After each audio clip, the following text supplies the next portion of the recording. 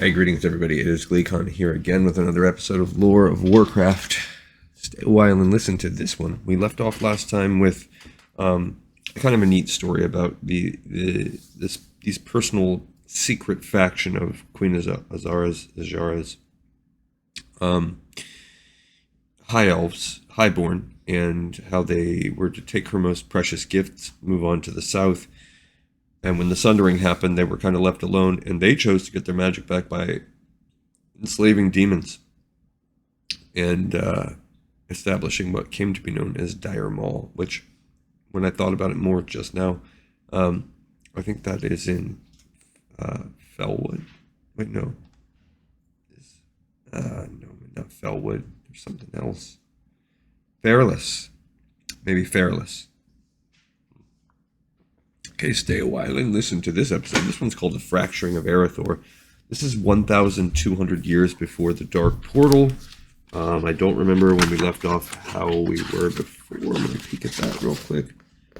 This is the same time period. So, when that was happening in Kalimdor, here's what was happening after that 1,000 years of peace with the first Guardian on the Eastern Kingdoms. As Tortheldrin and his followers retreated deeper into Eldra the kingdom of Arathor began to split apart. The once small trading outposts and cities that had been established after the Troll Wars had grown into mighty city-states of their own. Eventually, Strom saw its influence over these regions slip away. The island bastion of Kultiras continued its traditions of trading and shipping. The city-state boasted a massive navy, the greatest in all of Arathor. Its most daring captains explored the coasts of the eastern kingdoms, returning with exotic goods and tales of strange lands in the remote corners of the continent. Kultiras' shipping and fishing economy eclipsed the maritime power of its northern neighbor, Gilneas. Unable to compete with Kultiras' burgeoning navy, Gilneas focused on bolstering its land-based armies and mercantile capabilities. The military of Gilneas became one of the most powerful in Arathor, equaled only by the city-state of Alterac, which held dominion over much of the Northlands. Gilneas and Alterac often combined their forces and led grand expeditions to secure the borders of Arathor. South of Strom and Cosmodan, they discovered the dwarves and the gnomes. The expeditionary forces marveled at the wondrous feats of construction and engineering that were Ironforge and Nomergon. The humans became quick friends with both races, especially the dwarves, who also shared their love of battle, storytelling, and strong ale. The three cultures engaged in rigorous trade, exchanging knowledge of smithing, mining, engineering, and even arcane magic. Over the years, Strom's power continued to wane. Bound by rocky mountainous terrain and lacking natural resources, Strom could not compete with the economies of the other city-states. Eventually, many of Strom's noble families departed to the fertile valleys and pastures of the north. There, they founded a city-state and named it after the surrounding region, Lordaeron.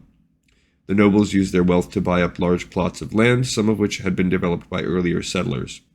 These areas included the Agaman Mills and the farmsteads owned by the Balnir and Saladin families, which are the little steads around the Undercity. So those are the lands that get wiped out with the plague and become Forsaken lands. Lordaeron was also home to deeply religious ascetics who believed in the light, a cosmic power they claimed infused every living thing in existence.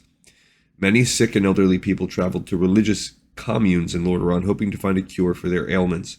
Others made pilgrimages to the city-state in search of wisdom and enlightenment. Lordaeron's borders quickly expanded, and it matured into a proper kingdom. The noble families eventually renamed the heart of their flourishing nation Capital City. Very, very ingenious. Very clever. Not long after the Lords of Strom went north, the last living descendants of King Thoradin also left Arathor, led by a member of Thoradin's line named Faldir. And Faldir's Cove is right there near that little, if you think about it, what is that? The Arathi Highlands, I guess, is where all this is. Yeah, that makes sense. The Arathi Highlands, which has Alterac up to the north. It has the remnants of that castle, and it has Faldir's Cove. Okay, crud, where was it? They set off by sea and ventured far to the south, enticed by rumors of a lush, unplumbed land where they could make a new beginning. The stories proved true. Thoradin's descendants settled the land and founded the kingdom of Stormwind. Nestled among cliffs and boasting a natural protected harbor, the city-state established itself as a major power in the region. And obviously we know Stormwind is the capital of the Alliance now. Strom was left in the hands of a few ruling families too stubborn to abandon the old capital. Among them were the descendants of Igneous Trollbane, a general who had become a legend during the Troll Wars. Over the years, these families rebuilt Strom's crumbling infrastructure and renamed their capital Stromgard. The city, however, would never regain its former glory, and in fact, it's like a ruins, a place where nothing good happens. Now it's just some quests. Indeed, Thoradin's dream of a unified people was dying. Over generations, the various city-states became increasingly distant and insular. Rivalries emerged as these nations turned inward, concerned with their own well-being and less inclined to offer aid to each other. And honestly, that extends even to the present day, because Kultiras is its own thing. Only as of BFA did they even, start affiliating themselves with the Alliance again. Lordaeron was isolated enough to become part of the Horde once the plague overtook it. And the areas in the Arathi Highlands and Alterac, they're defunct. And Stormwind just kind of has its surrounding neighbors. Yeah, okay. So let's read this little sidebar on Lordaeron and the Holy Light. After the Troll Wars, a number of human priests began having faint visions and dreams of angelic beings, geometric forms that thrummed with living light. Oh, I wonder if those are the, whatever they're called, the Atali, the things that are in the middle of Shattrath City. Although they did not know it, the priests had actually communed with the Naru. That's the word I was looking for. In the great dark beyond. Through this connection, the Naru guided the hearts of some humans and introduced them to the holy light. From their tenuous encounters with the Naru, the priests learned to harness the extraordinary healing effects of the light. They also formed a religious movement founded on the tenets of justice, peace, and altruistic works. Popular among common folk, this movement flourished. So that's going to branch off into one. Priests as a class, paladins, and in the negative side, the Scarlet Crusade. They all act in it. So there's two sides of this coin. The Crusade will come out of it, but also you get the healing. Whereas before, the only healing we had was through like Ilun, those priests. So it's still similar. They're still tapping into the light.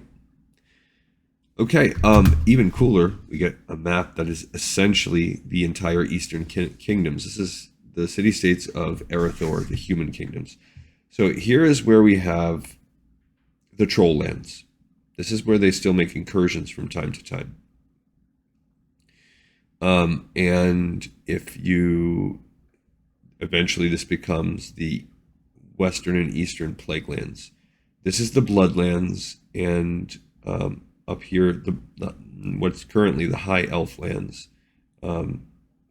Silver Moon City, Quel'Danas, Quel'Thalar. I don't remember the isle up there where their capital is too. Okay.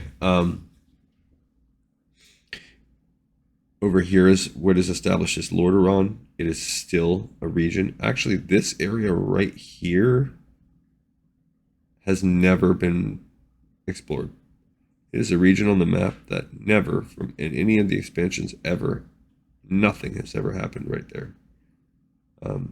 So who knows what that is? Just some mountain trash. I don't know.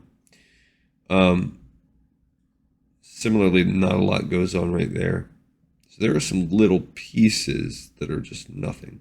Right now, this is Lordaeron. This will eventually become, all of this will get swarmed with the plague. Okay, this is as well. Yeah, this really is the Western Plague Lands, the Eastern, because that's, oh man, what's the name of that? Scalamance and stuff is in there. Okay, this is where the Murlocs are. This is Dalaran, but this is the Silver Pine Forest or whatever, which leads down to Gilneas. Gilneas also gets defunct, wiped out. And that's where the Worgen eventually come from.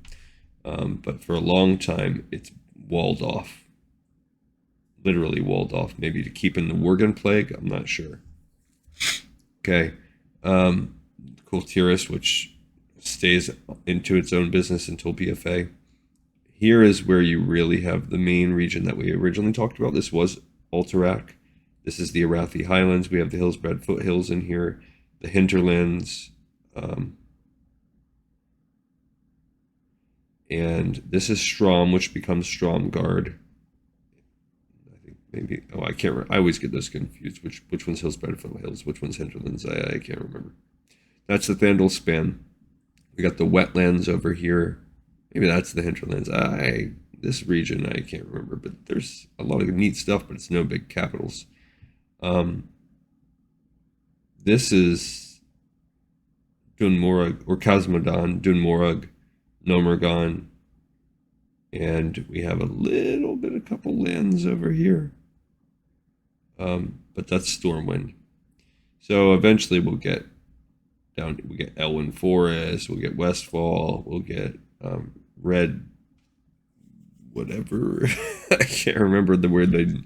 Now there's the Rambo quest lines, and we got some stuff going on. Down there off the map is where Gurubashi and Trolllands. So for now we've got Trolllands and Trolllands, but this has been kind of untapped. Ulduar or whatever was in there, and the gnomes and dwarves spread out, and they're happy to have the humans. There's room for them to go around, and we now have these lands that are going to start to sort of become defunct. This is actually the ruling power in the north. Dalaran right here is the mage power.